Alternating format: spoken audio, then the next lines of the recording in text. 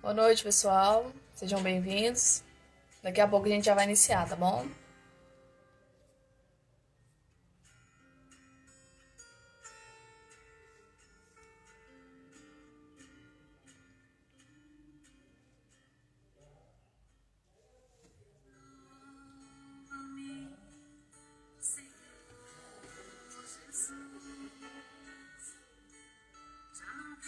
Boa noite. Sejam bem-vindos.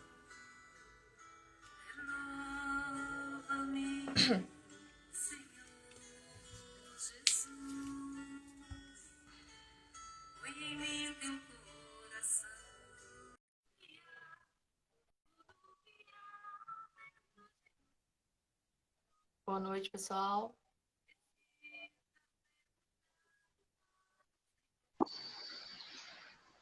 Oi, Luiz, boa noite. Tudo bem, Marilu? Bem, e você? Tudo ótimo, graças a Deus. Então, tá bom. Seja bem-vindo mais uma vez. Muito obrigado, é uma felicidade estar junto com vocês, você sabe disso, né? Igualmente, nossa também. Só vou esperar dar mais um minutinho e a gente começa, tá? Claro, claro, vamos dar um tempinho para o pessoal entrar aí, com certeza. Boa noite, pessoal que está entrando. Pessoal de Itaberaí, do Centro Espírita de Paula, está participando bastante. Muito bem. Obrigada, viu?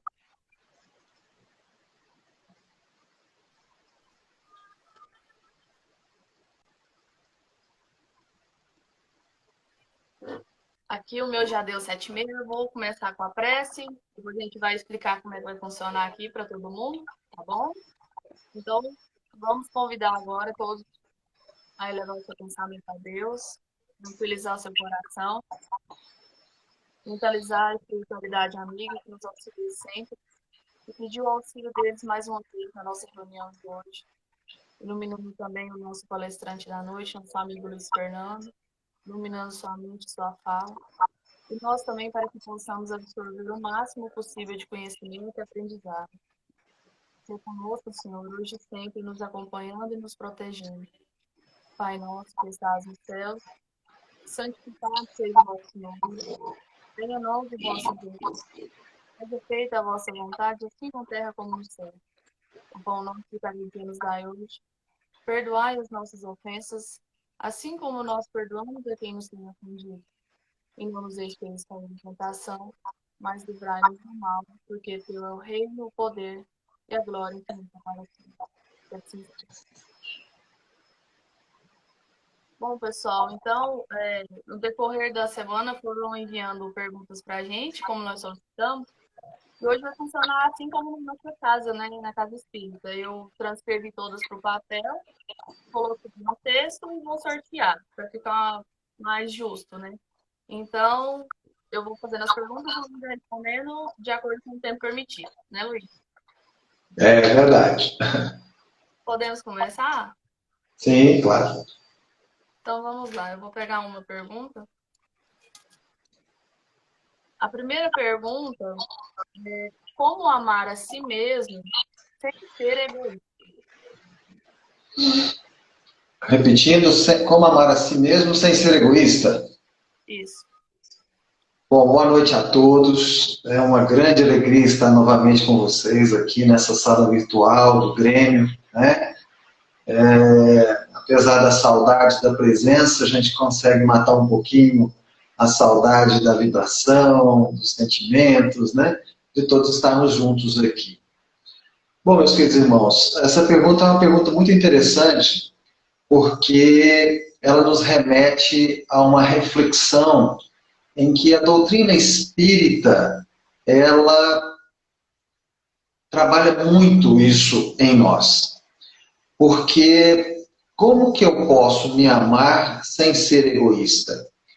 E aí, se a gente for lá no Livro dos Espíritos, na questão, se não me engano, 278, Allan Kardec pergunta para os espíritos sobre as mazelas morais. E ele pergunta se o caminho da evolução natural do espírito é, através do tempo, ele eliminar as suas mazelas morais, as mais básicas e as mais difíceis, as mais enraizadas, como, por exemplo, o orgulho, a vaidade e o egoísmo, já que o indivíduo nasce com elas. Nascemos simples e ignorantes e já vimos, né, já trazemos em nós as nossas mazelas morais. E ele pergunta que se o processo evolutivo de um espírito iluminado é ele conseguir eliminar de uma forma absoluta essas mazelas morais, do orgulho, da vaidade e do egoísmo. Essas três mazelas, elas estão diretamente ligadas ao nosso psiquismo, em que nós vamos precisando desenvolver, avançar, qualificar moralmente os nossos sentimentos, os nossos pensamentos, as nossas palavras e as nossas ações, para que conforme nós vamos avançando, nós vamos minimizando essas mazelas morais. E o mais interessante é que a resposta dos espíritos é a seguinte: nós não vamos, os espíritos de luz, os espíritos já elevados, os espíritos hoje que já vivenciam a condição de espíritos puros, ou os cristos, como por exemplo Jesus Cristo, eles não eliminaram nem a vaidade, nem o orgulho e nem o egoísmo. A gente pensa, mas como? Como que isso é possível?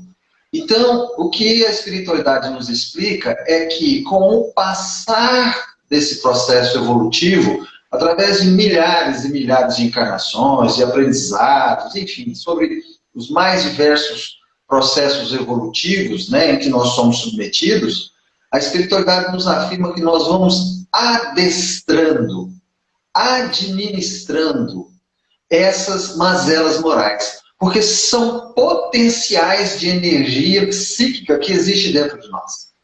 Se nós pararmos para observar, a autoestima é com certeza um orgulho. Só que é um orgulho bem trabalhado, bem dosado, no sentido correto, em que eu posso olhar para mim, verificar as minhas capacidades, as minhas competências, os meus valores pessoais, sem que com isso eu me ache superior aos outros. Mas não deixa de ser um processo em termos de essência do orgulho. Então, o que a espiritualidade nos explica? Que conforme nós vamos avançando e vamos nos submetendo a essa transformação moral, nós não deixamos de ser o que sempre fomos, porque nós precisamos manter a nossa essência. O que nós vamos é qualificando todas essas mazelas morais e vamos dando, evidentemente, a sua qualidade. Por exemplo, a minha questão de autossobrevivência, a minha necessidade de me alimentar, de tomar água, de dormir, dentro de um padrão normal, dentro de uma naturalidade que sacia simplesmente a minha necessidade, é um egoísmo trabalhado. Ou seja, eu preciso, para a minha autossustentação, ter a necessidade de comer, ter a necessidade de tomar água, ter a necessidade de dormir e assim por diante. Eu não faço aquilo porque eu sou o melhor. Onde que está o meu egoísmo? Eu quero toda a comida que tiver aqui só para mim. Então nós vamos percebendo como que os nossos processos, por exemplo, de egoísmo, de orgulho e de vaidade, em nada sobrepõem a minha capacidade de autoestima. Ela, ou de eu ser um indivíduo em que eu sou bem com a vida, tranquilo, equilibrado, harmônico. O que eu preciso é entender que essas energias psíquicas, isso faz parte da nossa essência, vão existir sempre. É muito interessante porque a gente aprende isso no budismo, né? Se nós buscarmos o caminho de eu vou acabar, eu vou erradicar o orgulho, a vaidade, o egoísmo que existe em mim, você não vai conseguir. Por quê? Porque faz parte da essência do ser. E são energias extremamente importantes para que você possa, então, ir conseguindo compreendê-las, trabalhando o que elas têm de força, de energia, para você se qualificar moralmente. Então, é muito interessante como que, por exemplo, o indivíduo fala assim, não, eu vou trabalhar muito, vou ganhar muito dinheiro, porque eu quero tirar todo mês, será, um dinheiro e vou comprar todo mês 1.000 cestas básicas e vou distribuir. Né? E aí ele vai e faz isso, tira foto, distribuindo as cestas e tudo mais e tal. É ruim para quem? O orgulho para a vaidade dele. Mas a ação caridosa está existindo. Ela perdeu o valor? Claro que não. É lógico que não perdeu. Porém, ele está naquele momento, né, estimulando essa mazela moral. Então, o que ele tem que fazer? Ir minimizando esse processo do orgulho, da vaidade, de aparecer, de querer ser melhor, mas, ao mesmo tempo, manter e até exercitar e ampliar a sua capacidade caridosa. Então, nós vamos percebendo que, às vezes, nós vamos... tem um ditado popular que é maravilhoso, né? Que Deus escreve certo por linhas tortas. Então, às vezes, nós vamos aprendendo a ser caridoso em função do nosso orgulho e da nossa vaidade. E conforme a gente vai trabalhando, vai dosando, vai domesticando essas mazelas, nós vamos permitindo que o amor ao próximo vai se ampliando, vai se estabelecendo dentro de nós, em que a hora que a gente perceber, as mazelas vão sendo trabalhadas e minimizadas, dando espaço para esse amor ao próximo. Então, nós não podemos, de maneira alguma, termos a intenção ou a pretensão de achar que nós vamos acabar com o nosso orgulho, com a nossa vaidade, com o nosso egoísmo. Não. Né? Eles estarão sempre presentes dentro de nós, mesmo no momento em que nós já estivermos na condição de um Cristo cósmico. Porém, elas existirão sobre um processo domesticado, adestrado, porque são energias psíquicas que nos impulsionam a irmos para frente.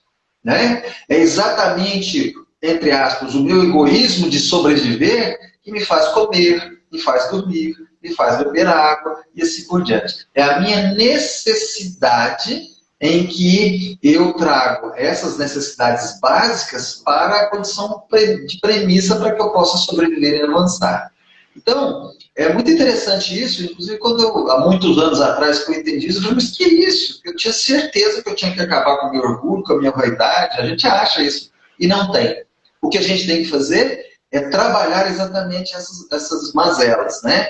Até que ponto eu estou agindo em determinadas circunstâncias em função do meu orgulho ou do meu amor próprio? O que é o meu amor próprio? É eu entender, conseguir compreender e trabalhar os meus valores pessoais. E esses valores pessoais precisam, evidentemente, ser ferramentas para todos aqueles que estão à volta de mim, né? Mas que eu não preciso necessariamente ser o centro das atenções. Eu não preciso ser necessariamente o melhor da turma. Eu não preciso ser necessariamente a referência de todos. Não. Eu vou fazer o meu trabalho muito, muito bem feito. Isso é autoestima. Eu sei que eu sou bom naquilo que eu faço. Ponto.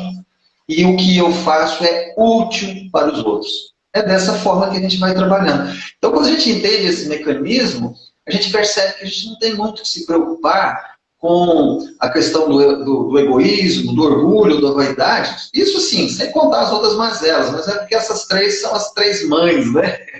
São as trigêmeas das mazelas, que todas as outras mazelas se derivam delas, né? Então, a violência se deriva dela, a prepotência se deriva dela, a arrogância se deriva delas, enfim, e assim é por diante. Então, quando a gente está sempre atento ao nível, à direção em que nós estamos desenvolvendo e vivenciando o nosso orgulho, a nossa vaidade e o nosso egoísmo, fica mais fácil para a gente poder mensurar se a gente precisa tirar o pé do acelerador ou se a gente precisa acelerar mais um pouquinho, porque esse é o processo de aprendizado. Nós muitas vezes, porque a nossa mente é dual, muitas vezes a gente quer uma resposta pontual. Não faz isso que isso acaba, está resolvido, né? Porque toma um remédio, passa a dor. Não. Evolução espiritual e, por consequência, evolução psíquica, que são os nossos traços personalísticos, se dá através de um processo paulatino. E ele eternamente vai ser um processo descontínuo, né? Ele vai ser sempre algo que não é exato. Às vezes está um pouquinho mais, um pouquinho menos. O que ocorre quando o indivíduo, que há bilhões de anos com Jesus já é um Cristo cósmico, aquilo se solidifica na sua personalidade de uma forma que praticamente ele não tem alteração. Ele vive aquilo de uma forma natural. Só para a gente ter uma ideia, para fechar o assunto, vamos lembrar, por exemplo, a questão da humildade do Chico Xavier. Será que o Chico Xavier se esforçava para ser humilde? Claro que não. Aquilo já era uma naturalidade tão grande dentro dele, tão grande dentro do psiquismo dele, né, que ele agia naquilo de uma forma automática. Assim como às vezes a gente age de uma forma automática numa situação que nos desagrada e a gente às vezes é agressivo, ele agia de forma humilde, de uma forma automática. Mas como? Praticando. Praticava todos os dias, a todos os momentos, em todas as situações, com todas as pessoas. Enfim, por fim, aqui você vai absorvendo de uma forma que vai se estabelecendo e aquilo vai gerando um traço personalístico. E dessa forma nós vamos construindo esse equilíbrio. Um ajuda o outro. Quanto mais eu consigo domesticar o meu orgulho, mais fácil domesticar o meu egoísmo, mais fácil domesticar a minha vaidade. E assim sucessivamente. E dessa forma nós vamos caindo dentro desse processo em que nós vamos construindo processos construtivos para facilitar essa condição evolutiva. Bom, Luiz. Vamos para a próxima.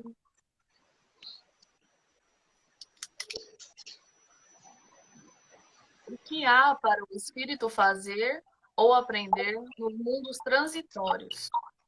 Nos mundos transitórios, os espíritos podem praticar o mal?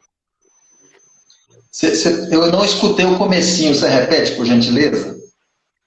O que há para o espírito fazer ou aprender nos mundos transitórios? Nos mundos transitórios, o espírito pode praticar o mal? Com certeza. Aliás, ele é transitório porque o mal existe. Não tenham dúvidas. Só para a gente ter uma ideia. Quando a gente vai lá no Evangelho a espiritualidade nos orienta a isso, e no Livro dos Espíritos também, a espiritualidade, para facilitar, a gente sabe que existem mais subdivisões, mas elas dividiram a evolução planetária em 5, né?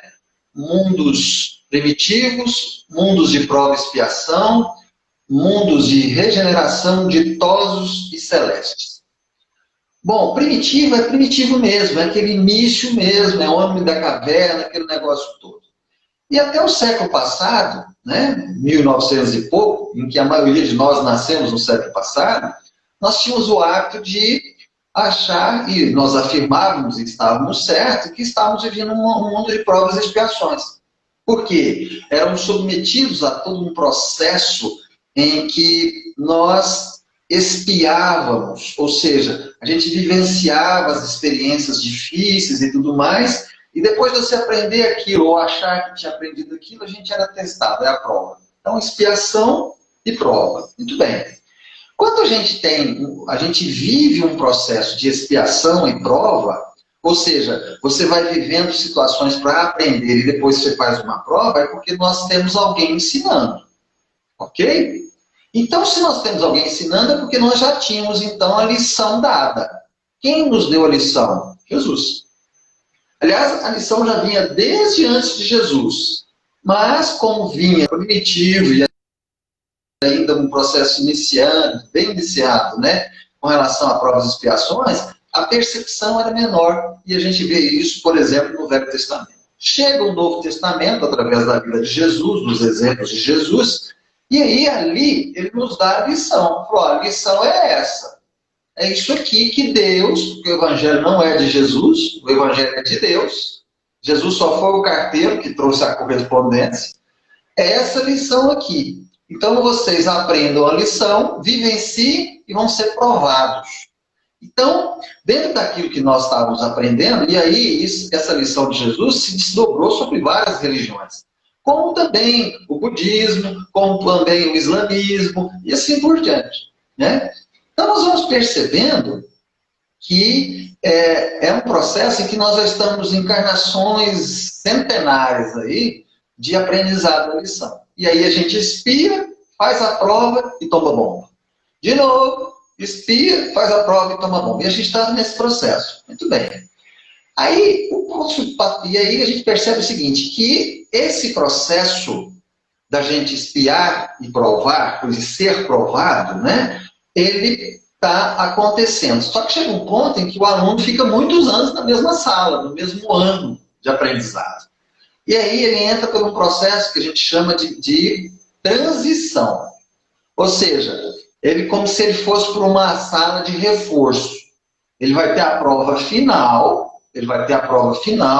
e ele não está preparado ainda. Ele já fez um monte de outras provas, tomou muita bomba, já sabia da lição, mas continuou tomando bomba, e ele vai ter então uma sala de reforço, que é o quê? Um mundo de transição, em que as lições emergem, como por exemplo, a doutrina espírita emergiu, outras tantas emergiram, né? E o próprio trabalho de Chico Xavier foi um trabalho fantástico, que jogou luz sobre tudo isso, né? E outras tantas filosofias de vida religiosas que nos libertam. Não é só o espiritismo. Muito bem.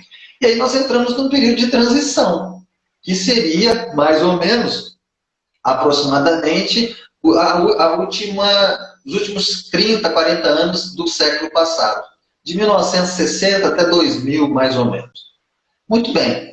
Fomos para a sala de aula na prova final. Qual que é a prova final? O mundo de regeneração, que é o que nós já estamos. Porque o mundo de regeneração é um mundo de transição. Então, por que ele é um mundo de transição? Porque o mundo de regeneração começa com o mal preponderando sobre o bem, que é o que acontece no nosso planeta hoje, e ao longo de um tempo, o bem vai preponderar sobre o mal, até que o mal seja erradicado. Que, pelo que a gente estuda, os próximos 1000 anos. Então, se a gente imaginar que nós estamos na sala de aula para fazer as nossas últimas provas, porque é o seguinte, ou você passa, ou você toma bomba. E aí, se você tomar bomba, você não continua mais na sala de aula ou no colégio, que é o nosso planeta. Tá bem. Então, se a gente parar para pensar, de hoje até o final do nosso milênio, até o ano 3000, nós temos mais ou menos 1000 anos. Em 1000 anos, nós vamos ter aproximadamente 4 ou 5 encarnações. Em torno disso, né, em média. Dependendo da bobagem que a gente fizer hoje, em 4, 5 encarnações a gente não recupera. O que vai acontecer? Vamos migrar para uma outra sala de aula, para um outro colégio, ou para um outro planeta, porque aqui não dá para repetir mais a mesma lição. Quando eu estou vivendo isso, que eu estou espiando, ou seja, eu estou aprendendo e vou ter prova, quais são? Eu vou ser testado.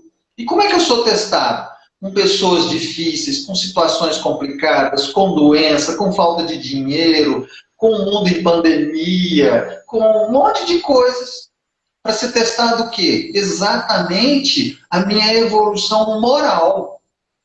A minha conexão com Deus, que faz com que eu possa compreender todo esse processo em volta de mim. Então, com certeza que no mundo transitório, o mal existe, porque ele é a ferramenta para nós podermos ser testados. Então, o mundo de transição, ele é, na realidade, um laboratório. E nós já estamos vivendo ele. Vivíamos no século passado, né? Na segunda metade do século passado, e vamos viver ele de forma intensa até o final desse milênio, até o ano 3000. Só que cada vez mais nós vamos avançando e a prova vai ficando mais difícil, não nos dando mais margem de esperar a segunda prova, a terceira prova, a quarta prova. Não vai ter tanta recuperação assim mais na escola. Você entendeu? Então, o que está acontecendo? Vou contar um segredo para vocês. A nossa batata está assando. Mas não é muito, mas é muito. Porque é sério.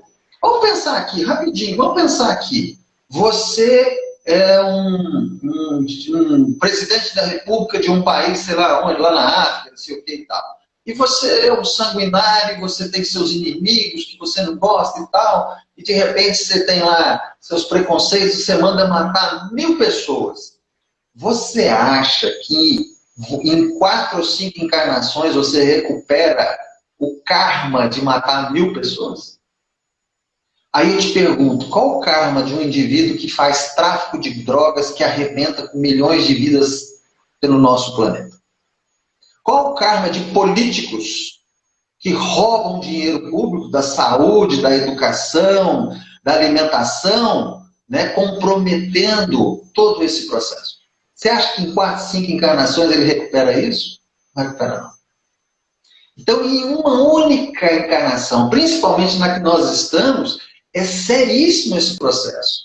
Porque a nossa batata está assando mesmo. Né? Jesus nos fala, é chegado os tempos. E é verdade. Se a gente não lidar isso com muita responsabilidade, nós corremos um risco muito sério. E é interessante. Muitas vezes a gente vai no centro espírita, faz culto em casa, dá cesta básica, faz sopa e pratica essas absurdas, condições absurdas.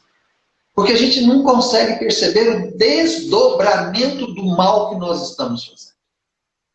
Né? O sujeito que adultera bebidas e vende bebidas, que adultera combustível, enfim, todo tipo de malversação do dinheiro público ou da boa intenção da população, enfim, nós não estamos aqui sob aspecto nenhum para tirar vantagem sobre o próximo. Muito pelo contrário. O grande aprendizado é nós estarmos auxiliando ao próximo. Então a gente percebe que, principalmente nós que somos, então, que professamos a doutrina espírita e já temos esse conhecimento, sim, o mundo transitório é um mundo muito sério. Porque quando a gente ainda está lá no provas e expiações, você ainda tem muitas provas para frente, né? Você pode tomar bomba agora, não vou fazer isso agora, não, posso na próxima, e aí? Ou então, você se reencarna para ser um ótimo pai, uma ótima mãe, um bom companheiro, um excelente médium, um bom profissional, e você desperdiça essa responsabilidade. O que você vai fazer na próxima? Porque o que você tinha que fazer na próxima vai acumular com o que você deixou de fazer nessa. Fora o que você tem para trás. Então nós vamos percebendo que realmente é muita responsabilidade. É claro que a gente tem que ter uma visão de otimismo, de esperança, de alegria, né? De que nós vamos conseguir. Porque se a gente quiser, a gente consegue. A espiritualidade nos apoia de uma forma fabulosa. Tudo que eles podem fazer para amenizar, para facilitar, para contribuir, eles fazem. Mas nós temos que fazer a nossa parte com muita responsabilidade. E a grande dificuldade que a gente está vendo nessa pandemia é exatamente isso. Porque agora não é mais os espíritos que vêm nos ajudar. Não é um Dr. Spritz que incorpora no médium e faz uma operação. Né? Não é um Chico Xavier que faz uma psicografia dando notícias de um ente querido. Não, é nós conosco mesmo. Né? Sou eu que tenho que trabalhar minha mente, sou eu que tenho que frutificar minha água, sou eu que tenho que ler o Evangelho, sou eu que tenho que interpretar. Ou seja, esse processo de regeneração que é um transitório também, porque ele sai do mal predominando para o bem que predomina, num período de aproximadamente 1000 anos, é um ciclo, né? Não é exatinho não, tá? É um ciclo. A gente percebe, então, o quanto que nós temos que trazer essa responsabilidade para nós. Né? Adestrar a nossa mente, né? Não nos permitir nos infectar, né? Nos dar a capacidade de influenciar, receber influência maléfica de todos os problemas que estão acontecendo no mundo. Então, é um período fantástico. O período que nós estamos vivendo é um período fantástico, mas é um período decisivo. Porque, com certeza, mas a gente acha que 1000 anos é muita coisa. Não é, gente. Passa rapidinho. E uma encarnação é um piscar de olhos. E é impressionante como que nesse período de transitório que nós estamos vivendo, e um período, inclusive nos livros, né, principalmente os livros de Ramatiz, ele comenta muito a respeito disso, como que a percepção do tempo que nós marcamos, ela fica muito mais aguçada. E nesse tempo, num mundo de regeneração, que é o que nós estamos vivendo, 24 horas parece que tem 12. Porque o dia passa rápido, né? A semana voa, o mês você não tem ideia, a hora que você vê, você já está no final do ano. E é o que a gente está percebendo isso. A gente comenta, não, mas está passando tão depressa, está mesmo. E cada vez mais vai passar mais depressa. O que é isso? Para que nós possamos estar atentos a a ter a capacidade de aproveitar o tempo que nós temos. Cada minuto, cada hora, para que nós possamos efetivamente, né, tirar proveito dessa oportunidade evolutiva.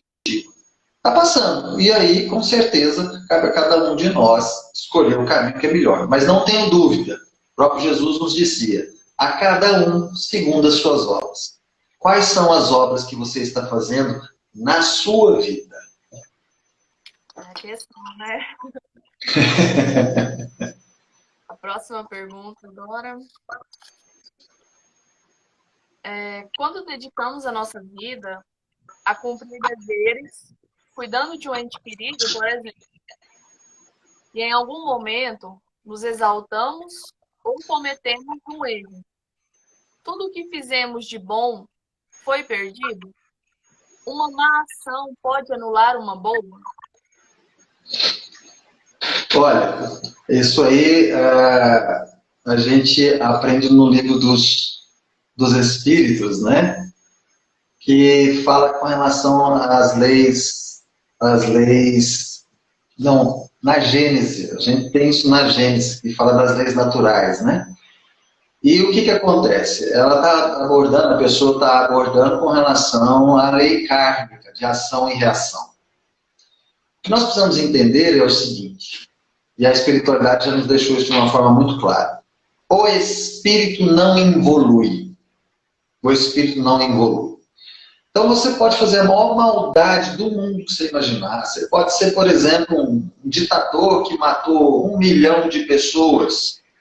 Aquele processo evolutivo que você desenvolveu até naquele momento que você chegou, que matou 1 milhão de pessoas, ele se mantém. Ele se mantém. Então, todos os processos construtivos, benéficos que você fez são contados a seu favor. Os processos destrutivos, negativos, toda a maldade que você fez ao outro, eles não são contra você. O que ocorre é que você adquire karma. Karma. E aí o próprio Jesus nos falava, enquanto não pagar o último centavo, a sua conta não está quitada. Ou seja, suponhamos que eu matei 1000 pessoas. Um exemplo. Por outro lado, ao mesmo tempo em que eu matava 1000 pessoas, eu alimentei 1000 pessoas que eu gostava. Uma coisa anula a outra? Não. Não existe esse encontro de contas. São coisas distintas. O processo é no seguinte, é você construir situações e condições favoráveis ao seu desenvolvimento. Se eu trago para mim karmas através da dor que eu provoquei no outro, fica claro que eu estarei construindo situações de muito mais dor para o meu futuro. Então, eu estou construindo processos de dificuldades através dos meus atos. Ora, o que eu ganho quando eu mato a fome de 1000 pessoas? Mas porque eu gosto, porque eu quero, porque eu faço aquilo com o coração e tudo mais. Eu ganho a minha qualificação moral. Então, se você tem uma pessoa que você cuida e tudo mais, vou dar um exemplo, né? Outro dia eu estive até com uma cuidadora de idosos, e ela foi muito interessante porque ela cuidava de idosos e tudo mais, ela teve que cuidar de um avô dela. Era um avô meio torto, porque ela tinha sido criada por uma mãe adotiva, e esse avô era pai dessa mãe adotiva. Mas ela considerava ele como um avô. E era um indivíduo, segundo ela, de uma personalidade muito difícil. E que durante 6 ou 8 meses, não me recordo, ela se dedicou e ela fez, e ele estava com problema de câncer, e problema de mobilidade, depois entrou com um processo de Alzheimer, enfim, o quadro foi se complicando. E foi ficando muito difícil. E no final, ela já começou a não ter paciência, ela já começou a não dar conta daquilo, e ela, segundo ela já não estava sendo dócil, atenciosa, prestativa, como ela deveria ser. E em determinados momentos, segundo ela foi até agressiva com ele. Ora, isso que ela fez, tirou o mérito de todas as coisas boas dela? Claro que não, são coisas distintas. Porque as coisas boas que ela fez, ela trouxe essa qualificação para ela. Ela vai usar isso em outras situações futuras. a coisa ruim que ela fez, né, ela vai efetivamente ser trabalhada para que ela possa aprender com aquilo. De repente, mesmo exausta, não ser tão indelicada, ou agressiva, ou violenta.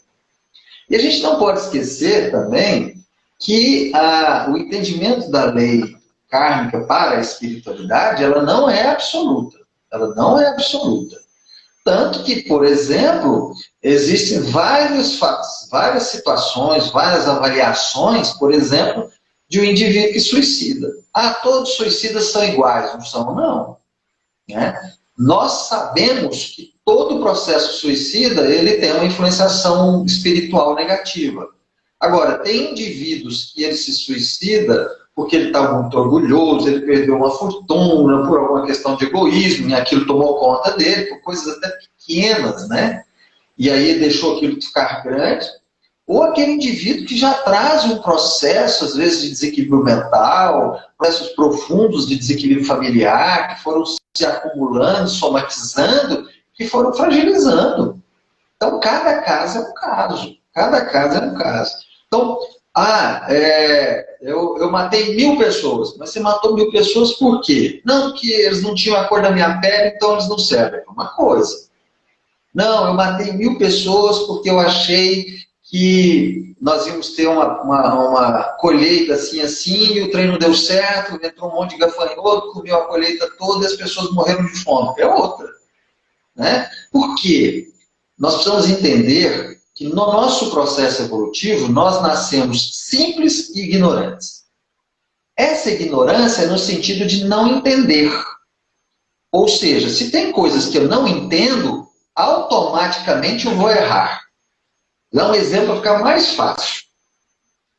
Primeira metade do século passado, a ciência desenvolvendo a força atômica, energia atômica.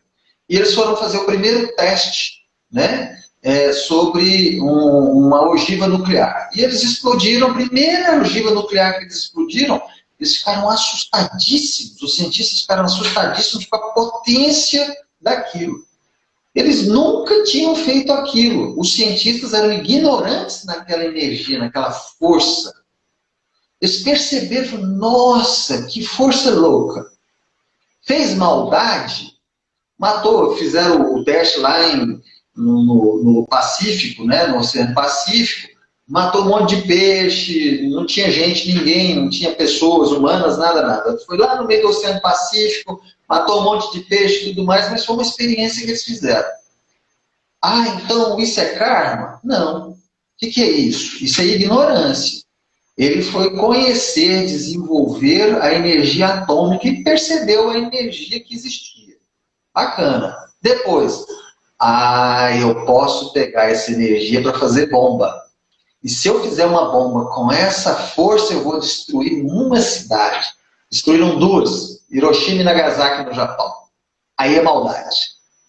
Ou seja, uma coisa é quando eu faço algo destrutivo sem ter a intenção de destruir, de causar mal ao outro.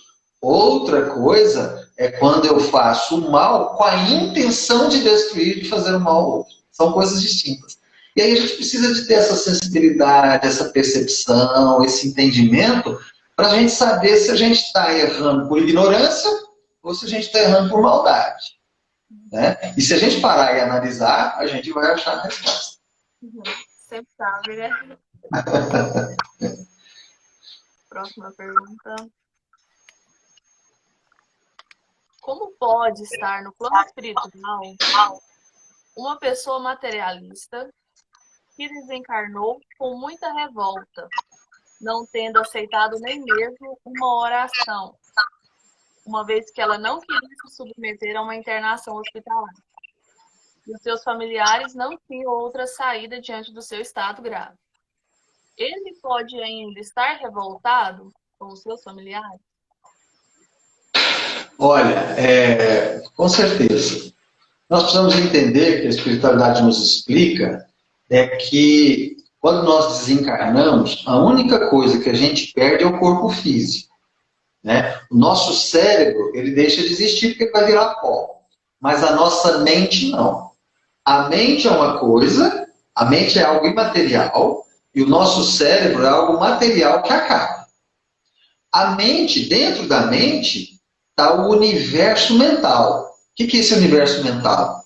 A nossa intelectualidade, os nossos sentimentos, as nossas emoções, as nossas percepções. Então, quando eu desencarno, eu estou levando para o plano astral, o plano espiritual, exatamente todas as percepções psicológicas e psíquicas que eu tenho encarnado. Não muda nada. Para ficar mais fácil para você entender. É muito normal, quando a gente está numa casa espírita, fazendo tratamentos, né, desobsessão, é muito normal a gente fazer processos de desobsessão em indivíduos que morreram depressivos, o sujeito vivia uma vida depressiva, desencarna, ele continua depressivo de lá, do mesmo jeitinho. E aí, às vezes, ele fica próximo por uma questão de similaridade, né, vibracional, ele aproxima do indivíduo encarnado, passa para o indivíduo essa energia depressiva, e aí você tem que tratar o obsessor para resolver o obsediado. Então, esse processo, ele continua do lado de lá. Olha, Luiz, como é que faz? Tem que fazer um tratamento. Tanto é que existem muitas crianças que nascem depressivas. Traz. Porque é uma energia que fica arquivada no nosso corpo astral, nos nossos chakras. E a única forma de depurar essas energias é reencarnando. Ah, mas dá para fazer um tratamento espiritual? Dá, claro que dá. Tá? Porque os nossos chakras eles estão fixados no nosso corpo astral, o perispírito, o espírito, como você quiser chamar. Então, o indivíduo que, por razões psíquicas, psicológicas, ele já desenvolvia uma revolta aqui encarnado. Por razões que a gente, nesse jeito, assim, é algo que a gente não sabe, cada caso é um caso, que levaram ele a ser rebelde, a ser contestador, a não aceitar ajuda e assim por diante. Esse processo psicológico dele se mantém do lado de lá. Normalmente piora. Por quê? Porque o véu do esquecimento cai e aí ele tem uma visão muito mais ampla. Qual que é o problema disso? Ele vai sofrer. E aí, nós, do lado de cá, podemos fazer o quê? Orações. Porque o que acontece? Tem um livro que chama Renúncia. Nesse livro, tem um indivíduo que ele foi filho de um espírito elevadíssimo, já de um espírito, e ela era uma mulher que era mãe desse espírito, que ela amava esse espírito profundamente. Mas ele era um espírito extremamente rebelde. E ela o acompanhava durante umas 4 ou 5 encarnações, tentando minimizar esse processo de rebeldia. E chegou num ponto que ele ficou sem querer encarnar. Ele ficou lá vários tempos lá na erraticidade, não queria reencarnar de jeito nenhum, revoltado. Né? E aí, um dia ela conversando já com um outro espírito mais elevado que ela, falando a respeito dele, que ela amava muito e tal, e esse espírito mais elevado fala para ela, fala, não se preocupe não, se passaram 700 anos, mas ele está começando a perceber que a rebeldia não leva ele a lugar nenhum.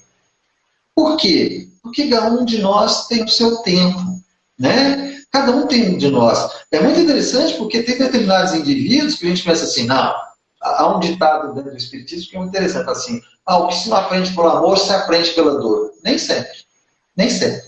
Tem muitos indivíduos que, quando são submetidos a, entre aspas, dores, ou seja, limitações, provas, se revoltam e pioram. Pioram. Então é um trabalho que precisa de tempo. Ele vai melhorar, ele vai se estabilizar, ele vai compreender? Vai, pode ficar tranquilo. Todos nós vamos chegar à condição angelical. Alguns levam mais tempo, outros levam menos tempo. Talvez indivíduos mais recalcitrantes como esse, ele leve mais tempo, mas é o tempo dele que precisa ser respeitado. Então não tem o que fazer? Tem. O que eu posso fazer? Orações de forma contínua. Tira, por exemplo, e é muito interessante quando a gente aprende isso com nossos irmãos católicos, né? Que são as novenas. Qual que é a vantagem da novena? A novena é como se você montasse um mantra, né? Nossos irmãos orientais usam isso também. Todos os dias, tal hora, eu faço uma oração assim, assim, com a intenção por fulano. Ou a cada 7 dias eu faço isso. Enfim, você monta aí do jeito que você achar que é melhor. Aquilo tem que criar uma rotina. Ele recebe aquilo lá de uma forma muito grande. É o que a gente faz, por exemplo, no culto em casa, culto no lar em casa. né? Você constrói um processo de automatismo, né? De frequência, né? de continuidade em que o indivíduo vai recebendo aquilo. É muito acreditado, né? Água mole em pedra dura, tanto bate até que fura. Ou seja, e se for oração de mãe, nossa senhora, vou contar para vocês, não tem nada melhor do que oração de mãe. Oração de mãe realmente toca o coração de Deus.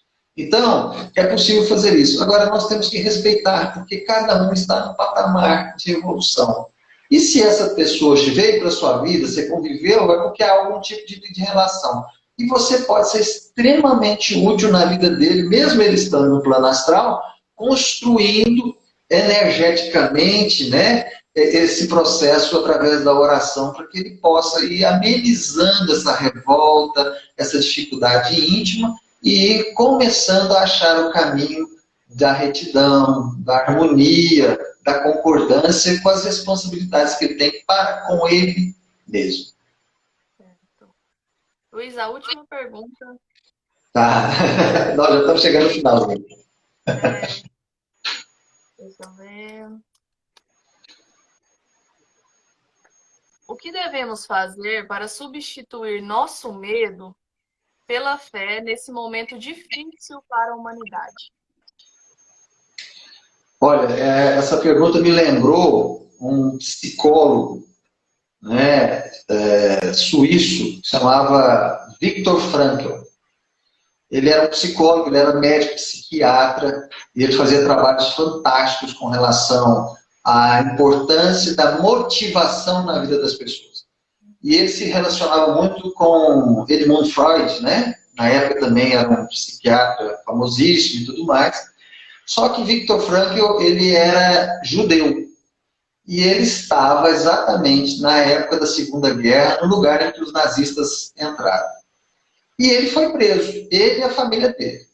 Ele tinha a esposa estava grávida de três meses do primeiro filho, e os nazistas fizeram ela abortar. E o pai e a mãe dele, ele e a esposa, foram para os campos de concentração. O pai e a esposa morreram de tristeza dentro do campo de concentração. A mãe foi queimada no forno dos nazistas. E Viktor Frankl ficou 3 anos dentro de um campo de concentração. E ele, dentro do campo de concentração, ele pensou o seguinte: eu tenho 2 alternativas aqui. Ou eu me permito entrar nessa psicosfera de tanto sofrimento, de desilusão, de falta de fé, ou eu crio dentro de mim algo que me motive a avançar. Até porque eu não sei o que vai acontecer no dia de amanhã. E ele era um indivíduo, apesar de ser um cientista, ele era um indivíduo muito religioso. E ele sempre falava: Deus sabe o que faz. Se está existindo um campo de concentração, é porque Deus permite. E é verdade, por mais absurdo que seja. Muito bem. E aí, ele passou 3 anos dentro de um campo de concentração, passando todas as dificuldades, todos os problemas, e aí ele consegue sair. Por quê? Porque enquanto ele estava dentro do campo de concentração, ele criou dentro dele uma motivação para as coisas que ele queria fazer quando ele saísse do campo de concentração. Como, por exemplo, escrever mais 3 livros, e ele escreveu. Montar, por exemplo, uma filosofia de vida, ele montou, que é a logoterapia, né? Que nada mais é do que o Espiritismo nos ensina. A necessidade que nós temos de construir dentro de nós a força edificante de um futuro. Então, se eu ficar vivendo, por exemplo, as incertezas, as chateações, né, os problemas, as limitações, os sofrimentos que estão existindo no dia de hoje, eu vou minando toda a minha energia futura, da vontade de viver, de avançar e assim por diante. Né? E é exatamente isso que ele trabalhou. E aí, evidentemente, a Segunda Guerra acabou, ele foi liberto, ele continuou clinicando mais vários e vários anos, escreveu mais 3 livros, desenvolveu a logoterapia, ajudou milhares de pessoas, que era o que ele queria. Então ele gerou nele um objetivo de vida. A pergunta é, estamos em pandemia, nossa, o coronavírus está aí, vai pegar todo mundo e não sei o que é. Uns morrem, outros ficam ruins, uns sobrevivem, se restabelecem, outros nem sentem a doença. O que vai acontecer com cada um de nós? Só Deus sabe. Só Deus sabe. Então, o que nós temos que fazer? Essa fé que nós precisamos trabalhar, ela precisa ser uma fé em que nós precisamos confiar em Deus. Não é só acreditar. Confiar. Né? Nós precisamos também ser fiéis a essa fé. Aliás, a palavra fidelidade, né? Aliás, a palavra fiel, ela vem do radical fidelis, né? Que é fidelidade. Fidelidade a quê? Fidelidade ao que Deus nos mandou através de Jesus. Ora, se eu pratico o que Jesus me ensinou, eu vou desenvolvendo a minha fé. Essa fé é uma fé prática, de ações, né? Em que, mesmo com dificuldade, mesmo desempregado, mesmo sem dinheiro, mesmo com limitações, eu estou ajudando, eu estou apoiando, eu estou dando boas opiniões, eu não estou gerando desarmonia, eu não estou sendo violenta, não estou sendo... Enfim, todo o processo que eu crio. Isso é ser fiel a Deus, isso é ter fé. Porque a gente acha que ter fé é só falar assim, eu acredito em Deus. Não, é muito mais do que isso. Muito mais. Porque, na realidade, nós precisamos ser fiéis a Deus no sentido do que Jesus nos ensinou, mas precisamos confiar. E aí vem o problema da fé. Quando a gente confia, você confia em alguém. Se você confia em alguém, é porque você tem um relacionamento. Como é o seu relacionamento com Deus? Ele está lá no céu, longe de mim, ele não sabe o que está acontecendo comigo? Sabe. Ele sabe tudo o que está acontecendo com você. Tudo. Então eu preciso confiar nesse relacionamento que eu tenho com ele. Eu vou fazer a minha parte, eu preciso fazer a minha parte. Mas ele vai direcionando de uma forma perfeita, porque ele conhece cada um de nós pelo CPF, pelo sobrenome, sabe perfeitamente quais são as nossas limitações, as nossas capacidades. Ele sabe de uma forma muito clara tudo aquilo que nós precisamos realizar e temos capacidade de realizar. É por isso que se fala que ninguém carrega nos ombros um peso maior do que dá conta de carregar. Se você tem uma esposa difícil, um esposo difícil, um filho complicado, uma doença na família, um desemprego, não importa. Não importa. Né? Crie condições dentro desse processo de ser fiel ao que Jesus nos ensinou e, ao mesmo tempo, você criar essa capacidade de confiar, e aí você vai criando um processo forte, robusto da sua fé. E aí nós vamos lembrar de Viktor Frankl, que é exatamente isso. Ele foi, você imagina, se a gente acha que uma pandemia está ruim, você imagina um campo de concentração. Né? Que a qualquer momento você pode tomar um tiro, qualquer um te mata, a sua vida dela não vale nada, você vai com fôlego, enfim.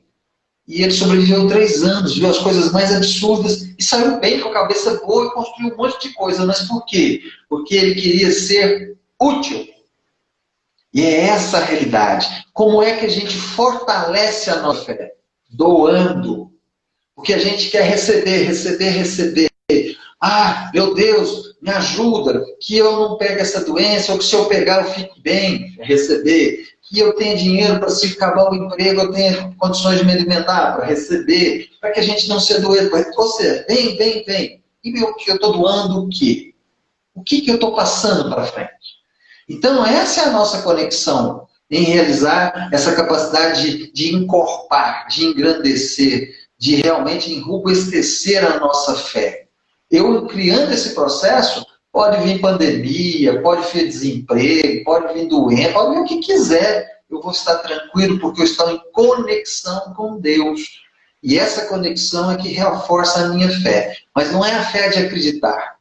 É a fé de ser fiel e praticar o que Jesus nos ensinou e também de compreender que é na prática da nossa rotina, do dia a dia, que a gente vai estabelecer essa fortaleza dentro de nós. A solução, meus queridos irmãos, nunca está fora, sempre está dentro de nós. aí. Luiz, eu quero te agradecer mais uma vez, viu? Muito obrigada, foi ótimo, melhor do que eu esperava. Muito obrigada, viu, por esclarecer a gente. Que Deus te abençoe sempre. Obrigado a todos, é uma alegria muito grande sempre estar com vocês. Amo todos vocês, amo o Grêmio e que Deus nos abençoe e dê muita força e tranquilidade para vencermos mais essa etapa. Muito obrigado a todos. Um beijo. Fica com Deus, viu, Luiz? Amém. Tchau, tchau. Agora, pessoal, nós vamos passar para a parte do nosso encerramento. E eu convido a todos que já tiverem com a água para ser fluidificada e já mentalizar no passe, tá bom? O nosso tempo está curto, mas vamos mentalizar, né? Lembrar de tudo que o Luiz disse e acreditar que tudo isso vai acontecer na nossa vida, que vai ser útil, que nós podemos aprender e melhorar a cada dia. Então, eu convido a todos para que feche seus olhos, acalme sua mente, seu coração, vibre no seu copo de água, na sua garrafa de água que está aí, para que ela possa ser magnetizada com o auxílio da espiritualidade amiga e também dos nossos pensamentos, que possam recair sobre ela todas as bênçãos e os remédios dos laboratórios superiores para as enfermidades do corpo e também a do espírito. E que o passe também, Senhor, possa ser aplicado em cada um de nós, como pétalas brancas caindo sobre as nossas cabeças, refazendo as energias, tirando o cansaço, revigorando, dando ânimo e bem-estar para que possamos prosseguir nessa caminhada e vencer, um dia após o outro, a escada da nossa evolução. Ave Maria, cheia de graça, o Senhor é convosco. Bendita sois vós entre as mulheres. Bendito é o fruto do vosso ventre, nasceu Jesus. Santa Maria, Mãe de Jesus, rogai por todos nós que somos pecadores, agora e na hora do nosso desenlace. Que assim seja. Então, muito obrigada, pessoal, pela participação de todos vocês, todos que enviaram perguntas, aqueles que estiveram aqui hoje. A gente se vê semana que vem, na nossa próxima reunião, quarta-feira, às 7h30, tá bom? Muito obrigada, boa noite, fiquem todos com Deus.